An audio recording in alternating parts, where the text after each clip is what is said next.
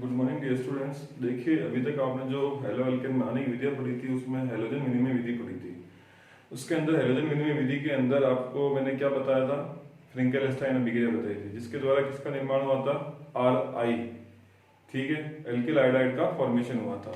अब देखिए मैं आपको जो बना रहे हैं अपन, वो बना रहे हैं नेक्स्ट रिएक्शन में फ्लोरो एल्केन। वो किसके थ्रू बनता है, स्वार्ट अभिक्रिया, स्वार्ट रिएक्शन। स्वार्ट एक वैज्ञानिक है, स्वार्ट एक साइंटिस्ट है जिन्होंने ये अभिक्रिया दी थी, इसलिए इसका नाम रख दिया गया था स्वार्ट रिएक्शन। इसके द्वारा किसका फॉर्मेशन होता है, फ्लोरोएल्केन का फॉर्मेशन होता है, ठीक है ना।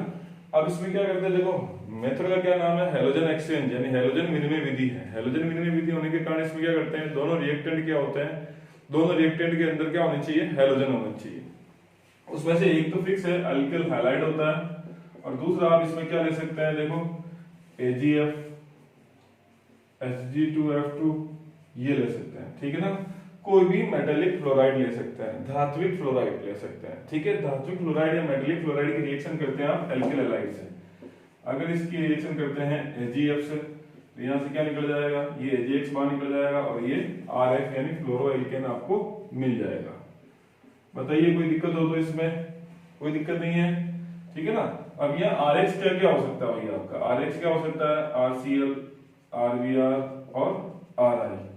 तो अब जरा देखें आप एल्किल हैलाइड में क्या कर रहे हैं, जरा देखें, RCl, RBr और RI, और आप बना क्या रहे हैं, RF, बना क्या रहे हैं, RF। तो इसका फ्लोरीन का मॉलिक्यूलर वेट कम होता है, अणुभार कम होता है, और इन सबका मॉलिक्यूलर वेट क्या होता है, अणुभार ज्यादा होता है। जैसे जैसे ग्रुप में नीचे आते हैं तो आपको बताया ना, अणुभार बढ़ता है या मॉलिक्यूलर वेट बढ़ता है। तो कहने का सेंस ये है कि यहाँ पर आप हाई मॉलिक्यूलर वेट वाले हेलो एल्केन से लो मॉलिक्यूलर वेट वाले हेलो एल्केन का फॉर्मेशन करते हैं, उच्च अणुभार वाले हेलो एल्केन से निम्न अणुभार वाले हेलो एल्केन का फॉर्मेशन करते हैं, ठीक है ना। इसलिए कहा जाता है इस अभिक्रिया के द्वारा उच्च अणुभार वाले हेलो एल्केन से निम्न अणुभार वाले हेलो एल्केन का निर्माण होता है। तो अगर इन केस आपसे पूछा जाए, prepare the haloalkane which is produced by high molecular weight haloalkane to low molecular weight haloalkane, यानी उच्च अणुभार वाले हेलो एल्केन से निम्न अणुभार वाले हेलो एल्केन का निर्माण कीजिए, तो आप क्या लिखेंगे, स्वार्ट रिएक्शन लिखेंगे, ठीक है। इसके अंदर क्या एग्जांपल लेते हैं आप, जैसे ले लिया आपने एथिल क्लोराइड ले लिया माना कि आपने, और यहाँ पे क्या ले लिया AgF, तो बाहर क्या निकल जाएगा भैया, AgCl, ठीक है ना, और ये यहाँ लग जाएगा, तो CH3 CH2 F plus AgCl बन जाएगा, ठीक है। ऐसे कैसे, अगर आप ले लें यहाँ पर Cl प्लस या I ले लें आप, तो क्या बाहर निकल जाएगा, ये AgI बाहर निकल जाएगा, ठीक है ना, और क्या बन जाएगा CH3 CH2 F plus AgI। Clear है भैया। मोस्ट इंपोर्टेंट रिएक्शन है, ध्यान रखना, फ्रिंकेल-स्टाइन और स्वार्ट रिएक्शन। फ्रिंकेल-स्टाइन के थ्रू किसका फॉर्मेशन होता है, फ्रिंकेल-स्टाइन के थ्रू किसका फॉर्मेशन होता है भैया, RI का, और स्वार्ट के थ्रू किसका फॉर्मेशन होता है, RF का,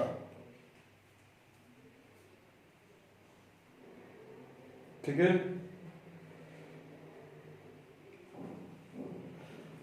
क्लियर है। तो देखिए अब जरा आगे, दोनों रिएक्शन मोस्ट इंपोर्टेंट है, ध्यान रखना। RI का फॉर्मेशन किससे होता है भैया, फ्रिंकेल-स्टाइन अभिक्रिया से या फ्रिंकेल-स्टाइन रिएक्शन से, और फ्लोरोएल्केन का फॉर्मेशन किससे होता है, स्वार्ट रिएक्शन से होता है। नेक्स्ट देखिए जरा, नेक्स्ट मेथड, ठीक है। नेक्स्ट मेथड है आपके हुंस-डीकर रिएक्शन, हुंस-डीकर रिएक्शन या हुंस-डीकर अभिक्रिया। हुंस-डीकर अभिक्रिया के थ्रू किसका फॉर्मेशन करते हैं, RBr का फॉर्मेशन करते हैं, एल्किल ब्रोमाइड का फॉर्मेशन करते हैं भैया। एल्किल ब्रोमाइड का फॉर्मेशन क्या करने के लिए क्या करते हैं, कार्बोक्सिलिक अम्ल का सिल्वर सॉल्ट लेते हैं, ये कार्बोक्सिलिक एसिड है, इसका सिल्वर सॉल्ट आपको बनाना, तो यहाँ से हाइड्रोजन हट जाएगी और यहाँ पर क्या आ जाएगा भैया, सिल्वर, ठीक है। इसकी अभिक्रिया किससे करेंगे, ब्रोमीन से, किसकी उपस्थिति में, CCl4 की उपस्थिति में। तो यहाँ से AgBr बाहर निकल जाएगा, यहाँ से ये CO2 बाहर निकल जाएगा, और ये Br इसके पास आ जाएगा, तो क्या बन जाएगा, methyl bromide plus CO2 plus AgBr, ये लो। बताओ कोई दिक्कत? कोई दिक्कत नहीं है। नेक्स्ट लेते हैं हम जरा इसमें इसी का एग्जांपल ले लें, कार्बोक्सिलिक एसिड। अगर आपको एथिल ब्रोमाइड बनाना है तो ये ले लेंगे, ठीक है ना। और इसकी अभिक्रिया किससे करेंगे? ब्रोमीन से करेंगे। किसकी उपस्थिति में? CCl4 की उपस्थिति में। एक तो AgBr बार, ये CO2 बार और ये Br यहाँ आ जाएगा, तो क्या बन जाएगा? CH3 CH2 CH3 CH2 Br plus CO2 plus AgBr, ये लो भैया, समझ गया ना। ये आपकी उनकी अभिक्रिया होगी जिसके द्वारा किसका फॉर्मेशन हुआ? RBr का निर्माण हुआ या RBr का फॉर्मेशन हुआ। मोस्ट इंपोर्टेंट रिएक्शन है, तीनों ही मोस्ट इंपोर्टेंट है। फ्रिंकेल-स्टाइन से किसका फॉर्मेशन होता है? Ri का। स्वार्ट से किसका फॉर्मेशन होता है? फ्लोरोएल्केन का। और हुंस-डीकर से किसका फॉर्मेशन होता है? RBr का। क्लियर है? ठीक है। एक लास्ट रिएक्शन रह गई आपकी मेथड ऑफ प्रिपरेशन के अंदर, वो कौन सी रिएक्शन है? देखे जरा, 1 डिग्री अमीन से हेलो एल्केन का फॉर्मेशन। तो देखे जरा,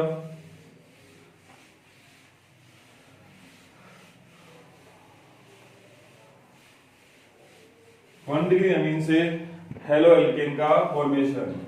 अब 1 डिग्री अमीन से हेलो एल्केन का फॉर्मेशन, ये 1 डिग्री अमीन है, इसकी रिएक्शन करेंगे टिल्डेन रिएजेंट। इसको क्या कहते हैं?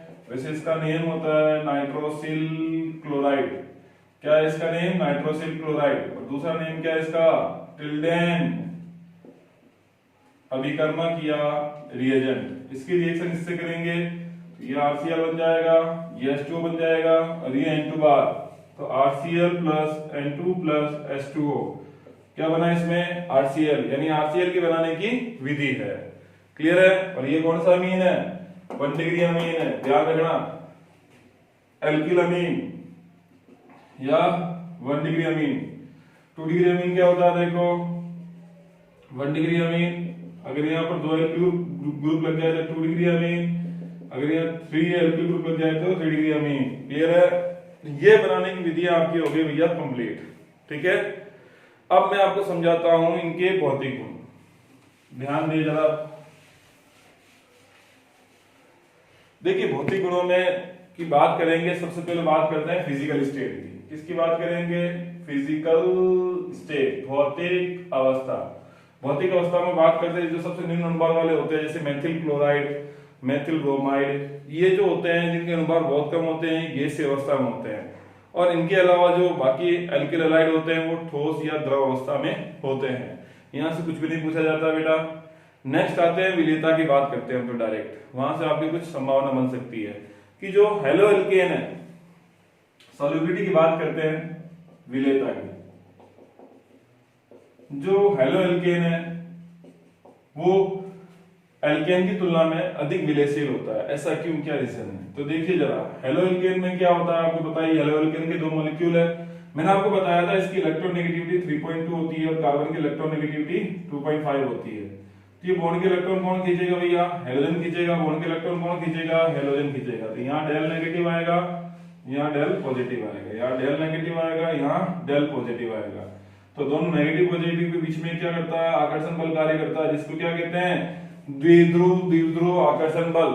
डाइपोल डाइपोल अट्रैक्शन फोर्स एक वर्क करता है, ठीक है, जिसकी वजह से एल्किल हैलाइड के मॉलिक्यूल क्या होते हैं भैया? पास पास आ जाते हैं। पास पास आने की वजह से ये आसानी से एक दूसरे के अंदर क्या हो जाते हैं? डिसॉल्व हो जाते हैं। देखिए, एक चीज का हमेशा ध्यान रखिएगा, कोई भी 2 कंपाउंड आपस में कब डिसॉल्व होते हैं? जब उनके बीच में कोई अंतःक्रिया या कोई इंटरेक्शन हो। दोनों ही कंपाउंड के मॉलिक्यूल्स के बीच में कोई ना कोई इंटरेक्शन होना चाहिए या कोई ना कोई बॉन्ड बनना चाहिए। अगर कोई ना कोई इंटरेक्शन नहीं होगा, कोई भी बॉन्ड नहीं बनेगा, तो वो कंपाउंड आपस में डिसॉल्व नहीं होंगे। क्लियर है? तो यहां पर क्या होता है? एल्किल हैलाइड के 2 मॉलिक्यूल के बीच में क्या होता है भाई? डाइपोल डाइपोल अट्रैक्शन फोर्स होता है। कौन सा होता है? Dipole dipole attraction force. Dipole dipole attraction force को हिंदी में कहते हैं बेटा, ध्यान दें हिंदी मीनिंग वाले, द्विध्रुव आकर्षण बल। द्विध्रुव आकर्षण बल, क्योंकि आपस में एक ये क्या हो गया भैया? डाइपोल हो गया, एक ये क्या हो गया? डाइपोल हो गया। दोनों डाइपोल के जो नेगेटिव एंड्स होते हैं उनके बीच में क्या होगा? अट्रैक्शन होगा। अट्रैक्शन की वजह से दोनों मॉलिक्यूल क्या होंगे, पास पास आएंगे। पास पास आएंगे तो आसानी से एक दूसरे के अंदर क्या हो जाएंगे, डिसॉल्व हो जाएंगे। ठीक है बेटा, क्लियर है। देखिए आप इस एग्जांपल को ले, सॉल्युबिलिटी के एग्जांपल को, क्योंकि बार बार ये चीज आएगी तो मैं इससे ढंग से एक्सप्लेन करता हूं आपको। अब जैसे आप पानी के अंदर क्या मिलाते हैं, तेल या घी मिला देते हैं, तेल अलग रहता है ऊपर की तरफ और पानी नीचे रह जाता है। ठीक है, ऐसा क्यों होता है, क्योंकि दोनों के मॉलिक्यूल्स के बीच में कोई भी इंटरेक्शन या कोई भी रिएक्शन नहीं होती है। क्लियर है। जैसे आप एग्जांपल लें, सेकंड एग्जांपल लें, पानी लिया और पानी के साथ नींबू का पानी लिया। अब क्या करेंगे, नींबू के पानी को उसके अंदर मिलाएंगे तो पूरा डिसॉल्व हो जाएगा। ऐसा क्यों, क्या हुआ, ऐसा इसलिए हुआ क्योंकि वो अलग अलग इसलिए नहीं दिखाई देते हैं क्योंकि भैया जो आपने सिट्रिक एसिड लिया उसके अंदर, नींबू के अंदर होता है सिट्रिक एसिड, वो सिट्रिक एसिड वाटर से रिएक्शन करके भैया उसके अंदर कंप्लीटली डिसॉल्व हो जाता है, उसके साथ हाइड्रोजन बॉन्ड बनाता है। इस वजह से वो कंप्लीटली भैया क्या करता है, डिसॉल्व हो जाता है, उसके अंदर घुल जाता है। समझ में आया, क्लियर है। तो अब नेक्स्ट एग्जांपल देखें। आपसे पूछा जाए कि एल्केन जल में नहीं घुलता है लेकिन समान अनुपात वाला एल्केन, हेलो एल्केन जल में घुल जाता है, ऐसा क्यों। तो अपना उत्तर क्या होगा, आंसर क्या होगा कि हेलो एल्केन में मॉलिक्यूल्स के बीच में, अणुओं के बीच में द्विध्रुव ध्रुव आकर्षण बल होता है, इसलिए वो एल्केन की तुलना में जल में आसानी से घुलता है। क्लियर है। नेक्स्ट आते हैं हम गलनांक और क्वथनांक पर। ठीक है, boiling point and melting point पर आते हैं। जनरली देखिए फर्स्ट कंसेप्ट आपका क्या वर्क करता है कि जो बॉइलिंग पॉइंट होते हैं इनके हेलो एल्केन के, वो ज्यादा होते हैं किनकी तुलना में, एल्केन की तुलना में। क्वेश्चन पहला ये बनता है कि समान अनुभार वाले एल्केन से हेलो एल्केन के क्वथनांक अधिक होते हैं, समझिए। तो समान अनुभार वाले हेलो एल्केन से अधिक क्वथनांक क्यों होते हैं कि देखिए ये एल्केन है, ये एथेन है, ये कोई दूसरा एथेन का मॉलिक्यूल है। ठीक है, क्या इनके बीच में कोई ऐसा फोर्स है जिसकी वजह से ये पास में आएंगे, ऐसा कोई भी फोर्स नहीं है। क्लियर है। अब देखिए जरा, अगर मैं एल्किल हैलाइड लेता हूं तो वही वाली बात आगे भी है, इलेक्ट्रॉन किधर मूव करेंगे, इधर, ये नेगेटिव, ये पॉजिटिव, ये पॉजिटिव, ये नेगेटिव, तो दोनों के बीच में एक अट्रैक्शन फोर्स आ गया, द्विध्रुव त्रिध्रुव आकर्षण बल। आकर्षण बल की वजह से क्या होगा, पास पास में आएंगे। इतना तो आपको पता है बेटा, आकर्षण की वजह से क्या होता है, पास पास आते हैं। अगर मॉलिक्यूल जितने पास पास आएंगे उनके गलनांक क्वथनांक उतने ज्यादा होंगे। तो क्वेश्चन क्लियर है। क्या बनता है क्वेश्चन, आंसर क्या देंगे कि एल्किल हैलाइड में इनके अणुओं के बीच में द्विध्रुव आकर्षण बल पाया जाता है, जिसकी वजह से ये अणु क्या आ जाते हैं, पास पास। इसकी वजह से इनके गलनांक क्वथनांक समान अनुपात वाले एल्केन से ज्यादा होते हैं। क्लियर है। नेक्स्ट क्वेश्चन बनता है, नेक्स्ट कंसेप्ट क्या बनता है बेटा कि जो बॉइलिंग पॉइंट होता है वो प्रोपोर्शनल होता है आपके मॉलिक्यूलर वेट के।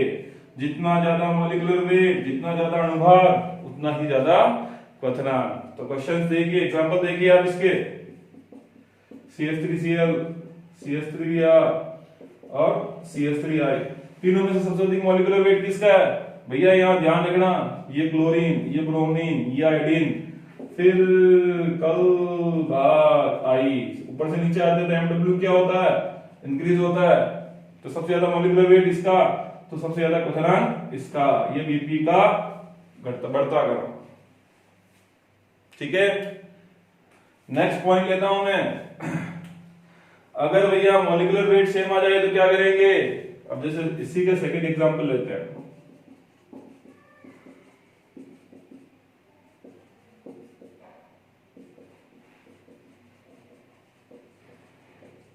अब देखिए जरा, अब इसमें देखिए हाइड्रोजन ग्रुप सेम है, ठीक है, लेकिन भैया एल्केन क्या हो रहा, लगातार बढ़ रहा है। तो मॉलिक्यूलर वेट किसका ज्यादा हो गया, इसका ज्यादा हो गया। ऑर्डर क्या आएगा, थर्ड, सेकंड, फर्स्ट। ये बीपी का कौन सा ऑर्डर आएगा, डिक्रीजिंग ऑर्डर, घटता हुआ क्रम। ठीक है, क्लियर है। नेक्स्ट कंसेप्ट देखें जरा, अगर अब आपका मॉलिक्यूलर वेट ही सेम आ जाए उस केस में आप क्या करेंगे। ठीक है बेटा, अगर मॉलिक्यूलर वेट सेम आ जाए तो क्या करेंगे, case second, if MW is same, अगर मॉलिक्यूलर वेट ही सेम हो तो ध्यान दें बॉइलिंग पॉइंट विद समानुपाती होता है नंबर ऑफ सब्स्टिट्यूएंट, प्रतिस्थापियों की संख्या के विद समानुपाती होता है। जो गलनांक क्वथनांक होता है वो प्रतिस्थापियों की संख्या के क्या होता है, विद समानुपाती होता है। एग्जांपल देखें, this one is Paintal chloride. ये कौन है? आइसोपेंटल क्लोराइड। मैंने कहा था रोज आएगा, बार बार आएगा, आदत में डाल लें। ये नियोपेंटल क्लोराइड। ठीक है, यहां पर देखो कोई प्रतिस्थापित समूह है क्या? नहीं है। यहां पर देखो कोई प्रतिस्थापित समूह है क्या? एक है। यहां पर देखो कोई प्रतिस्थापित समूह है क्या? दो है। तो जितने कम प्रतिस्थापी होंगे बॉइलिंग पॉइंट उतना ही ज्यादा होगा। तो बताइए जरा किसका बॉइलिंग पॉइंट ज्यादा होगा? फर्स्ट वाले का। क्लियर है? कारण भी बताएंगे, टेंशन मत लो बेटा। ये लो, ये बीपी का घटता हुआ क्रम। अब देखिए इसका रीजन क्या बनता है। रीजन आपसे पूछा जाए तो क्या देंगे? देखिए सरफेस एरिया जितना ज्यादा होगा किसी भी मॉलिक्यूल का, पृष्ठीय क्षेत्रफल जितना ज्यादा होगा वो उतने ही ज्यादा वान डेर वाल्स बॉन्ड्स बनाएगा दूसरे मॉलिक्यूल के साथ। माना कि किसी मॉलिक्यूल का सरफेस एरिया, माना कि पेंटल क्लोराइड का सरफेस एरिया यह है और आइसोपेंटल क्लोराइड का सरफेस एरिया यह है और नियोपेंटल क्लोराइड का पृष्ठीय क्षेत्रफल इतना ही है।